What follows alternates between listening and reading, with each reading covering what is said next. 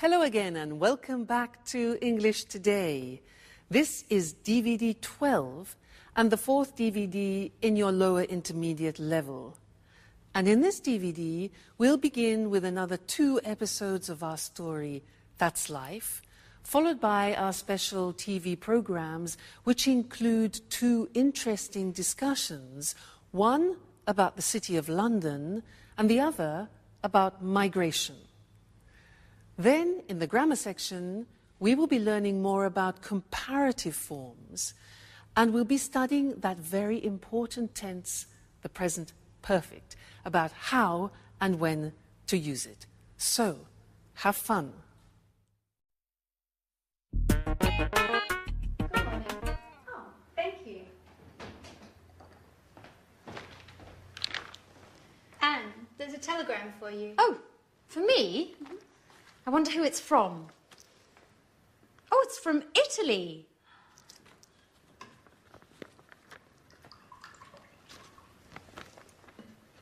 Come on, Anne. Tell me who it is from.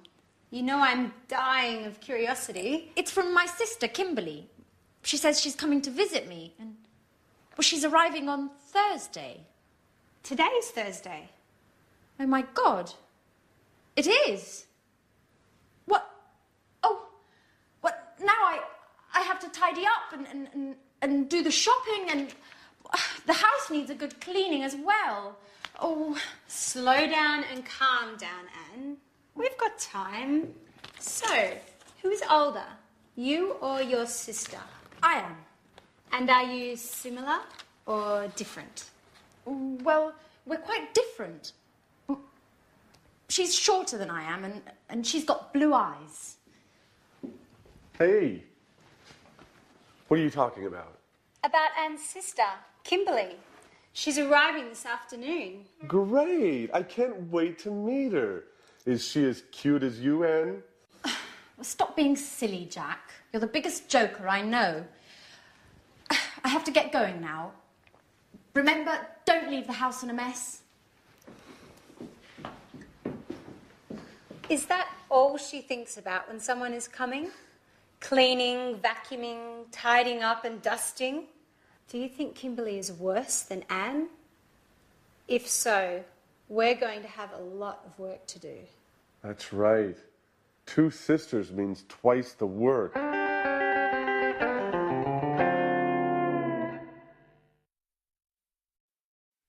Hello again and welcome back for another English lesson on your live TV program.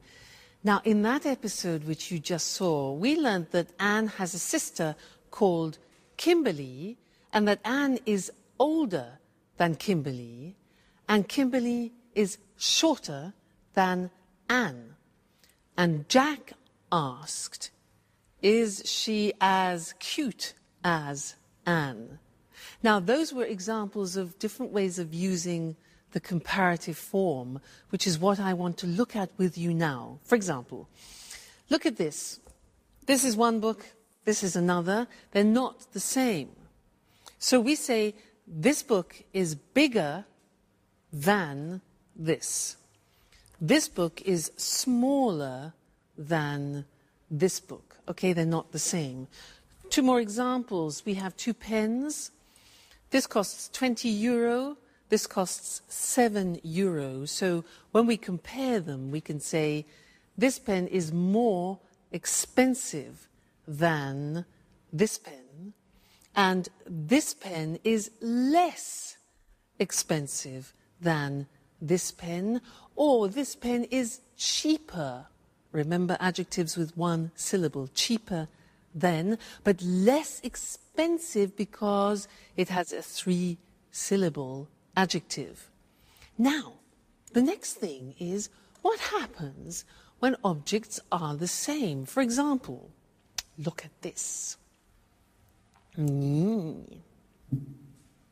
Elephant. And look at this. Another Mr. Elephant. 2 elephants. These are exactly the same. So, when we compare them, we say this elephant is as big as this elephant. So we say as plus the adjective, and then as again, as big as. This elephant is as heavy as this elephant. So when two things are being compared and they're the same, we use as. So we'll look at the screen now and we'll see that in the written form.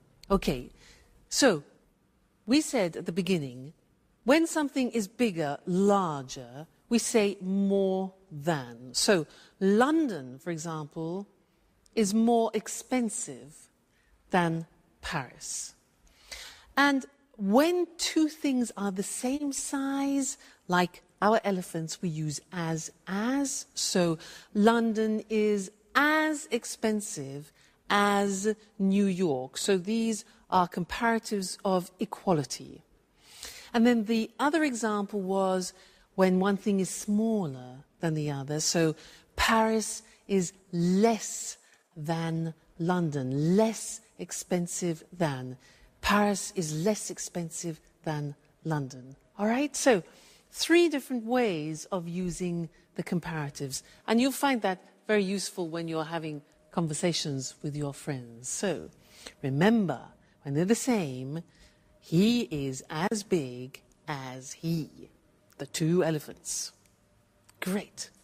So enjoy your learning, and I'll see you again very soon. Bye.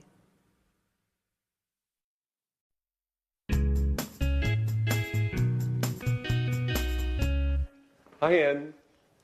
So, you must be Kimberly. It's a pleasure. I'm Jack. Hello, Jack. Anne has told me so much about you. Hi, I'm Alice. You live in Rome, don't you? So, how is life in Bella, Italy? Wonderful. My father raised me in America, though, but Italy is the most fascinating country in the world, as far as I'm concerned. Its history, the art, and of course, the best food in the world. What else could anyone ask for? And of course, the Italians are the most likable people in the world. You are 100% right. Just look at me. I'm originally from Bologna, which is one of the best cities in the world when it comes to eating well. I know Bologna well. It's a beautiful city, even if I do prefer Rome. Rome is much bigger and more exciting. So how does London compare? London isn't that bad. Apart from the weather, it certainly is much colder than in Italy. And the British are, well, how should I say this? They're less clever than the Italians. Watch yourself, Jack. Watch what you're saying. Yes. You know, Kimberly and I are both British. Well, I'm more British than she is. You're right. Well, I was talking about British men, of course. Kimberly, this is Peter and Sharon. They live in the apartment next door. It's a pleasure to meet you.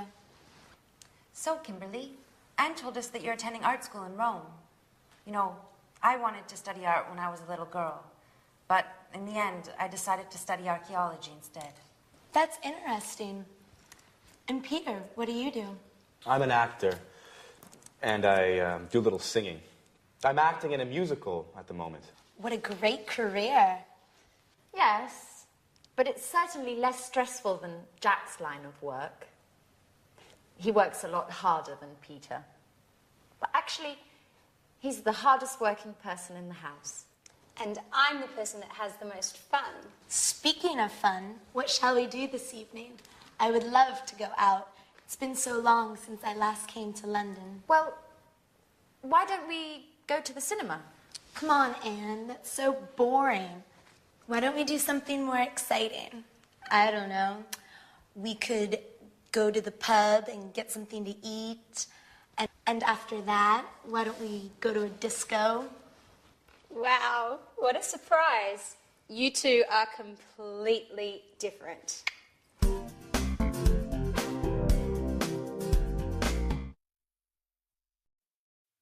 Hello again and welcome back.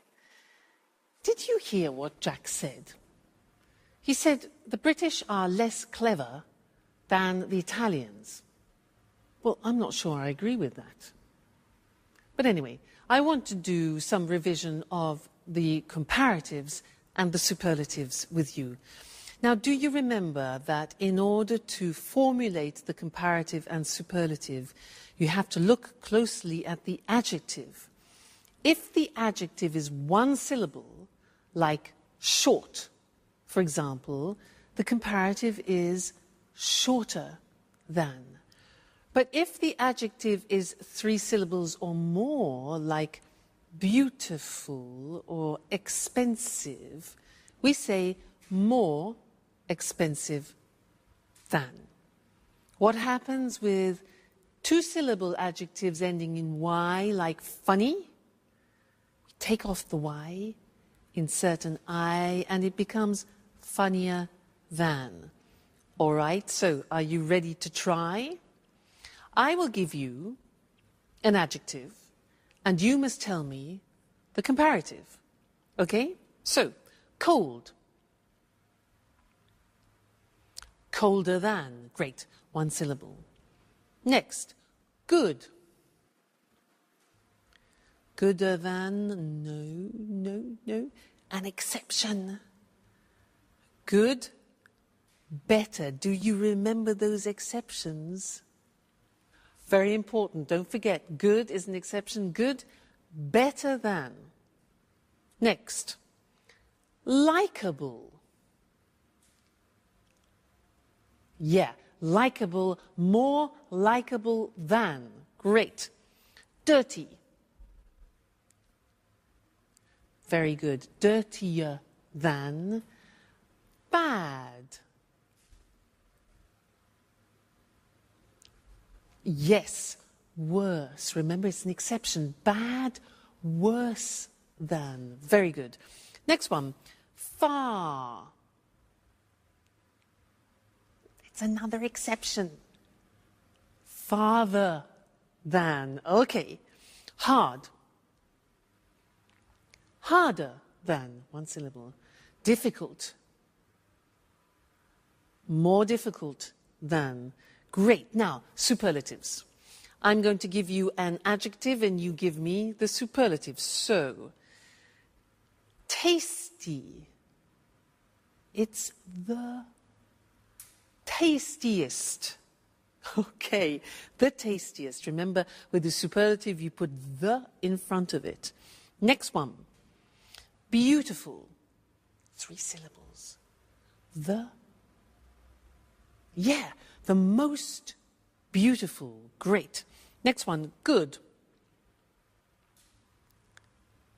The best. Wonderful. Yes, it's an exception. Great. The best. Next one, high. The highest. Great. Noisy.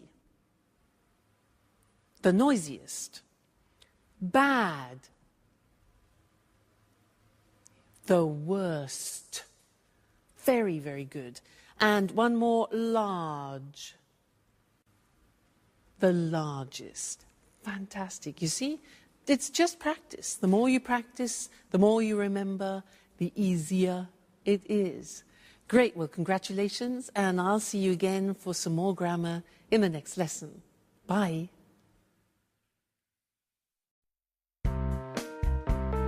Have you finished yet? Alice! No, Jack, I haven't finished my shower. Could you ask Anne to come in here, please? She's just left.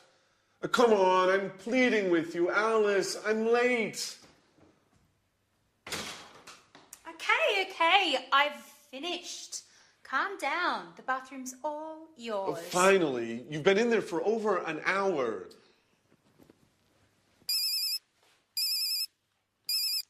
Yes? Yes, this is Jack. No, I haven't seen John since yesterday. Why? Oh, the report. Yes. No, I haven't finished it yet.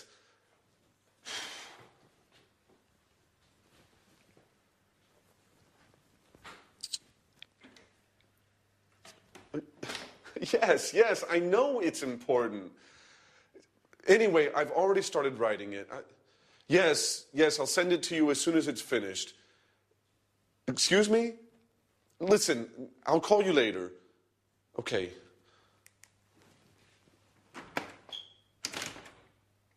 Alice, if you don't open this door, I'm going to knock it down. Actually, it's Kimberly. I've just come in. Is everything okay, Jack? Yes. No. I've been waiting to use the bathroom for over an hour. I must get to the office. Okay, Jack. It's all yours.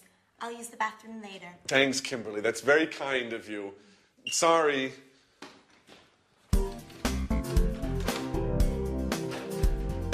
Hey, Jack, have you seen my watch? I've probably left it in there. Oh, here you go. Have you forgotten anything else?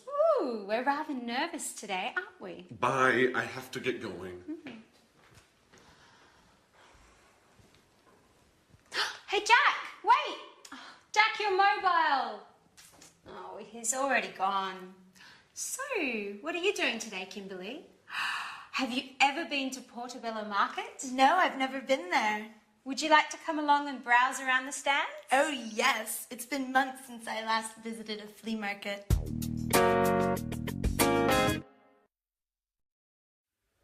Well, Jack is becoming more and more Italian, don't you think? Now, in that last episode, our friends were using a new tense which we haven't yet studied together, and I want to look at now. Let me give you some examples of what they said. Alice said, I haven't finished my shower. Jack said, she's just left. He also said, you've been in there for more than an hour. Alice asked, have you seen my watch? And then Alice also asked Kimberly, have you ever been to Portobello Market? And Kimberly said, no, I've never been there. Now, these are all examples of the present perfect tense, very important tense in English, which I want to look at with you now. At the moment, we want to look just at the construction of the present perfect.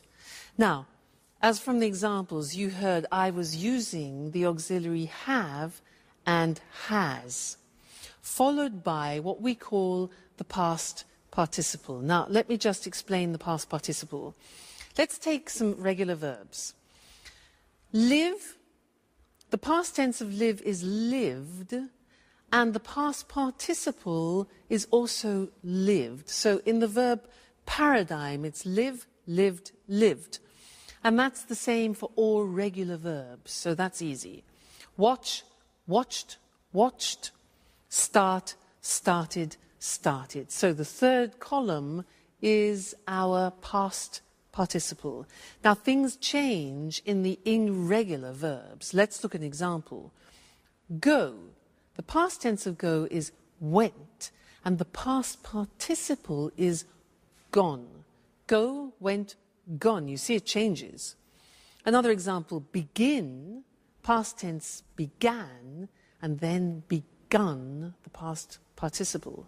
Fly, flew, flown, past participle. Now here, like the past tense, you have to memorize them by heart. That's the only way. So in the verb paradigm, you need the third column in order to construct the present perfect tense.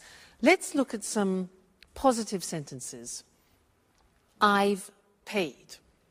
Now, we contract I have into I've, as we always do in English. I've paid. Pay, paid, paid. You've forgotten. You have forgotten. Forget, forgot, forgotten. She's left. She has left. Be careful, because you see the abbreviation is she's. It's not the verb is, it's has. She's left. Leave, left, left. Okay? He's arrived. It's finished. Contraction always. We've won. Win, won, won. You've understood. Understand, understood, understood. And they've changed. Negative form is easy. The auxiliary goes into the negative haven't or hasn't. Look at the examples. I haven't found it. And he hasn't seen it. See, saw, seen, past participle, okay? Question form, you invert the auxiliary, the subject, as always. So, have you eaten? Eat, ate, eaten. And has she moved? Okay, so these are the examples of how you formulate the present perfect. Now, in the next lesson, we're going to look at when we use the present perfect, which is a little bit more tricky. But now let's go back and see what's happening to our friends. Jack arrives home and he's very tired. Let's go and join them. Bye.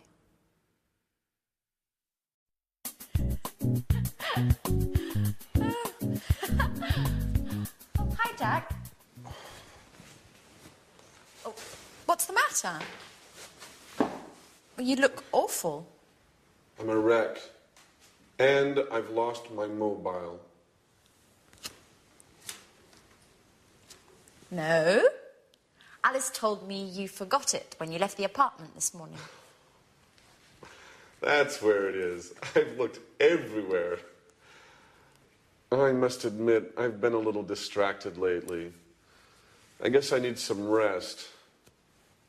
You know, I haven't had a holiday since they transferred me to London. Oh. Okay, well, relax a little now. Kimberly is showing me some photos of a party they had at university last month. I've never seen such funny photos. Hey, this is a picture of the Faculty of Economics. I've been there for a seminar. Really? When did you attend that? Well, I was only there for 4 days, but it was really interesting. Hey guys, I've just got off the phone to Peter and he wants to know if they can come over in a bit. He wants us to convince Sharon to move to Japan with him. She hasn't decided yet if she wants to go. To Japan? It's a great country. Have you ever been there? No. And to tell you the truth, I'm not really interested in going. Why do you say that, Jack? You're right, Kimberly. Japan is a fascinating country. I haven't been since 1995. Who knows what has changed since then? Do you mind if I go to my room?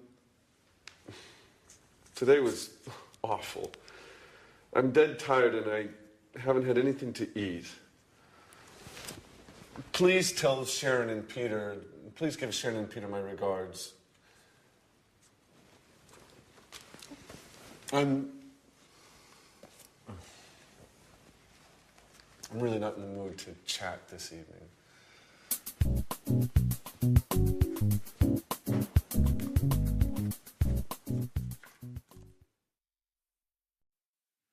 Jack, I haven't had anything to eat yet. That's just an excuse. But it's interesting for us because he used the present perfect with yet. I haven't had anything to eat yet. And in this lesson, I want to help you understand when we use the present perfect. Okay? Now, remember when we studied the past tense, I gave you an acronym, this, oil, way, on, in, last, when, ago, yesterday, because we use the simple past with definite time in the past. Well, I have another acronym for you to help you with the present perfect. And here it is. Genie. Now, these represent time words which are indefinite. They describe indefinite time. So can you guess what they are? J. J is just. I have just seen him means like 2 seconds ago, just now, recently. Just. This one here. England. Used in questions, it's ever. Okay, so have you ever been to England? Ever means sometime in your life. All right, so ever. Next one, A. I've already seen it. Already means something that you have done. It's something that is finished in the past. I've already seen it. Okay? This one here is the opposite of this. Ever. never. Good. I have never been to England. Just, ever, already, never, and this one, that's what Jack said. I haven't eaten yet. Yet means an action which hasn't been completed. So yet. I want to look at these on the screen with you now and see where we put them in the sentence, because that's important. Just, ever, already, never, yet. There they are. You see them written. Just, ever, already, never, yet. So, they are indefinite time words. Look at them in the sentence. I've just come. Do you notice where it is? It's before the past participle. After the auxiliary, before the past participle. I've just come. Second example, have you ever been there? Ever is before the past participle. Great. He's already gone. It's before the past participle. And I've never seen them before the past participle seen. So just, ever, already, and never are before the past participle. Look at the last one. I haven't finished yet. Notice that yet is the exception and it comes after the past participle. So you need to remember that. Yet is the exception. All right, so try and learn this. Just, ever, already, never, yet. When you're in the bath, just repeat it. Just, ever, already, never, yet, present perfect. All right, it will really help you when you're in conversation. And don't worry, we haven't finished with the present perfect. We will be saying other things about it in the future. So, happy memorizing. And I'll see you again soon. Bye. Hello, and welcome to this week's edition of Let's Talk, the discussion program with our commentators, Tom and Marie. Good evening, everyone. Good evening. Oh, Tom, you went to London last week, didn't you? You told me you had a meeting with an important businessman. Yes, I did. I interviewed the chief executive of a major UK financial group. He works in the city. So, you visited the heart of international high finance. Interesting. Yes, it was interesting, actually. You know, the city is very small, but very important in the world of finance.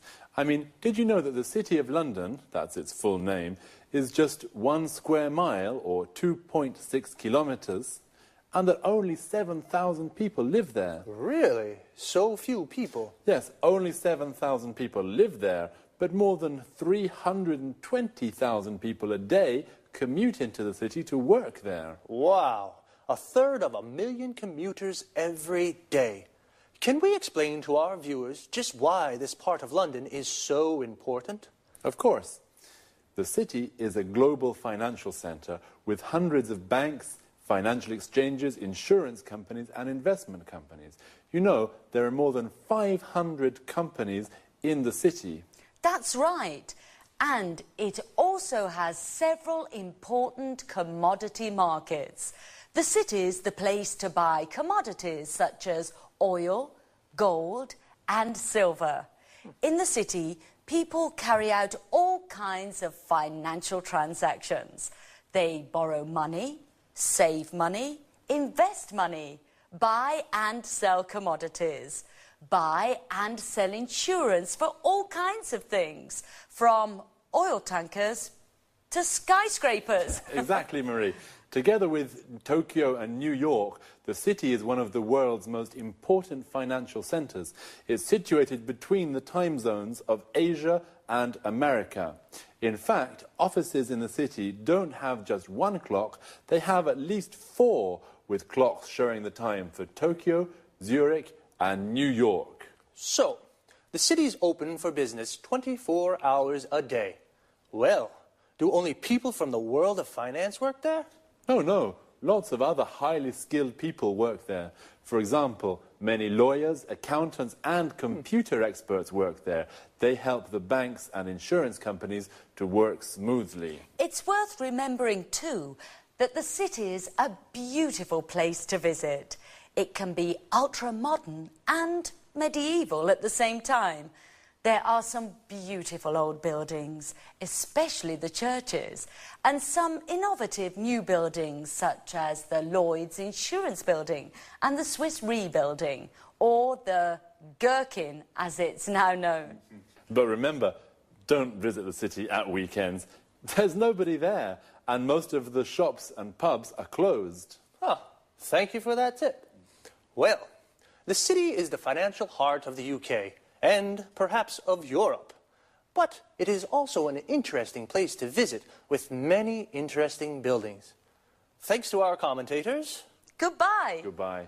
Goodbye, everyone, and see you again soon for our next interesting appointment with Let's Talk. So, the City of London is the financial heart of the UK, the heart of international high finance. We say a thing or a place is the heart of something, we mean it is the center. Well, the City of London is very important. 320,000 people commute every day to work there. To commute means to travel regularly from work to home to work. Usually, the distance is quite far. A person who does this is called a commuter. The city is important because it's full of financial institutions. For example, insurance companies. These are companies that insure people or property. This means they guarantee against loss or damage. Now, most people have car insurance. You pay your car insurance every year, and if you have an accident, your insurance company pays for the damages. Hopefully. Going back to the city, there are investment companies, companies that buy shares of other companies to make a profit. And there are several commodity markets. Several is more than two, but not many. A commodity is a product that you can buy and sell in large quantities. Coffee, oil, gold are all commodities. The place where you buy and sell commodities is called a commodity market. And of course, there are lots of banks in the city. A bank is an institution that carries out financial transactions. To carry out means to do. Financial transactions are the things you do with money. Some examples are, you can borrow money. To borrow means to take and then to give back later. You can save money. To save means to keep secure. The bank keeps the money for you. You can invest money. To invest means to buy something or put your money into a company to have a financial return. People invest money to make more money. See you again soon.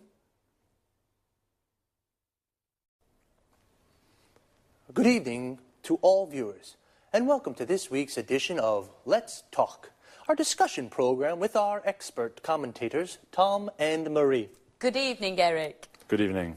Well, according to the data from the latest European conference on migration, the number of migrants arriving in Europe has increased enormously over the last 5 years. EU politicians are divided on this issue. Some of them believe that migration is a bad thing and causes lots of problems. On the other hand, other politicians maintain that migrants contribute to the developing of the economy. Could I ask what you think about these issues? Well, in my opinion, migrants don't help our economy. On the contrary, they take jobs from local people and push down pay rates for both unskilled and skilled workers. In fact, migrants are often paid less than the legal minimum wage. I'm afraid I don't agree with you, Marie. Many employers use immigration to plug labour shortages. For example, in agriculture, farmers employ thousands of Eastern European workers to pick their crops, as they can't find local workers to do the work. Oh, that's true. In addition, there are low birth rates in most European countries, particularly in Spain and Italy. The economies of these countries need more workers, especially for difficult jobs that local people don't want to do. Exactly, and it's important to remember that migrant workers contribute to the economy because they pay taxes. Well, this only happens if migrant works legally. Unfortunately, many migrants come into Europe illegally. You're right, Eric. They come in illegally and they often form an underclass that doesn't have access to healthcare and education. That's why they sometimes get involved in criminal activities. I think some immigration is okay, especially if the immigrants are asylum seekers or refugees who can't return to their home countries. Apart from this, I think European governments should put a stop to immigration. How do you suggest they do this? Well, the EU should do more to help develop the economies of North and West Africa. This would help economic migrants, migrants who come to Europe to work, to stay at home, find a job and develop their local economies. Come on, Marie. Today the world is a global village. People have always moved around the world. Don't forget, for example, the millions of Europeans who migrated to North America at the beginning of the last century. They experienced the same problems that the Africans are experiencing today. That's right, Tom. Migration is as old as the human race. People have always moved to where it is possible to make a living. Maybe we should get used to the ideas that our society is becoming more and more multiracial. Okay, this discussion has been very interesting, but unfortunately it is time to say goodbye to Tom and Marie. Goodbye, Eric. Goodbye. Goodbye. Goodbye, and see you again soon for our next installment of Let's Talk. First of all, let's look at the difference between migration and immigration. Migration is the movement of people from one country to another. A migrant is a traveler who moves from one country to another. There are two kinds of migrants: economic migrants, who come from poor countries and look for work in Europe, and asylum seekers and refugees, people who must leave their home country because their lives are in danger there. Immigration is the migration of people into a country to live there. So, an immigrant is a person who goes to a foreign country to live there. Data shows that the number of migrants coming to Europe is increasing. Data is another word for information, usually numbers. Well, there are divided opinions in the EU. The EU stands for the European Union. Some EU politicians think it's a good thing because migrants contribute to the development of European economies. This means they help the economy to grow. How do they contribute? They pay taxes. Tax is the money we pay from our salaries to the government. And employers, these are the people who give jobs to other people, use migrants to plug labor shortages. This means they give jobs to the migrants because there are no local people to do the work. Other EU politicians think immigration is a bad thing because migrants push down pay rates. This means they reduce the amount of money that people are paid. How do they push down pay rates? They are often paid less than the legal minimum wage. This is the lowest legal salary a person can receive. Some migrants work illegally. Illegally means against the law. Migrants who pay taxes work legally. Legally means following the law. I'm afraid I have to say goodbye now. I'll see you next time for another discussion on Let's Talk.